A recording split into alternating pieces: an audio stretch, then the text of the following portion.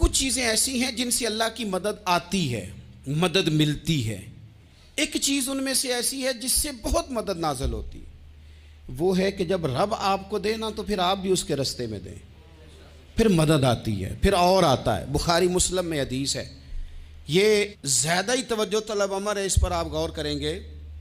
हज़रत अबू हुरैरा फरमाते हैं कि नबी पाक अलैहिस्सलाम ने फरमाया, एक शख्स ने बादलों के अंदर से आवाज़ सुनी कि फ़लाँ आदमी का खेत और बाग खुश्क हो गया है, वहाँ बरसो और उसके खेत को सैराब करो। वो बड़ा हैरान हुआ कि बादल से आवाज़ आ रही।